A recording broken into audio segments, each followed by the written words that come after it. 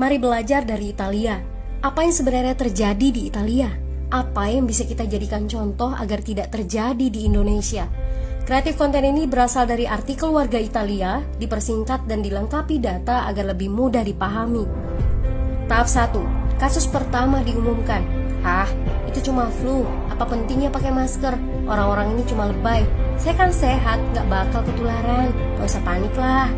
Tahap 2. Jumlah positif COVID-19 mulai naik signifikan. Cuma beberapa yang kena. Yang meninggal pun hanya orang-orang tua saja yang emang udah punya penyakit. Hidup seperti biasa aja lah. Pacaran, nongkrong bareng temen, jalan-jalan ke mall, tetep. Lanjut. Tahap ketiga. Jumlah kasus meningkat dengan cepat, berlipat ganda dalam 1 hari.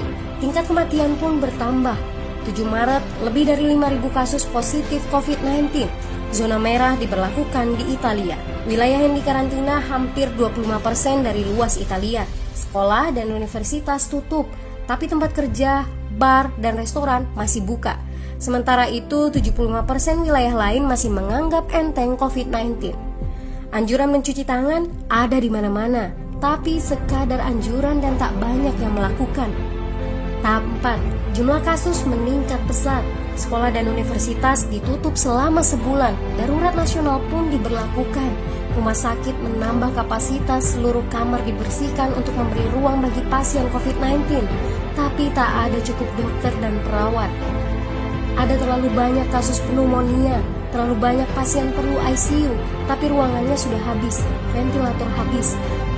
Pada titik ini seperti kondisi dalam perang. Dokter harus memilih siapa yang akan diobati berdasarkan peluang bertahan hidup.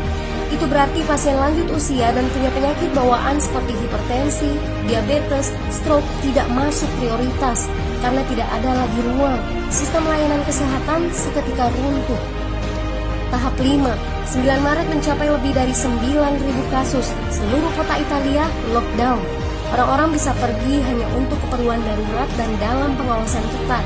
Semua bisnis masih dibuka karena jika tidak, ekonomi akan runtuh. Itu kebijakan pemerintah. Mulai ada ketakutan, orang-orang mulai memakai masker dan sarung tangan.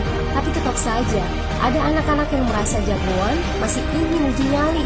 Pergi ke restoran rame-rame, hangout bareng, minum-minum dan lain sebagainya. Tahap 6. 2 hari kemudian pemerintah Italia berubah pikiran. Semua bisnis harus tutup. Bar, restoran, pusat perbelanjaan, semua jenis toko, kecuali supermarket dan apotek. Penyebabnya, karena dalam sehari yang positif bertambah lebih dari 2.000 kasus. Penduduk yang mau keluar rumah harus mendapat surat izin. Surat izin ini didapatkan dari pos pemeriksaan polisi yang disebar di berbagai lingkungan. Yang melanggar bisa kena denda 3,3 juta rupiah. Bagi pasien positif yang tidak mau mengkarantina diri, bakal dituntut dengan pasal pembunuhan, hukuman 1-12 tahun penjara. 21 Maret jumlah korban meninggal di Italia terus meningkat melampaui Cina. Sebagai gambaran, luas Italia itu kurang lebih 2 kali Pulau Jawa. Penduduknya lebih dari 60 juta jiwa. Lalu apa yang harus kita pelajari dari Italia?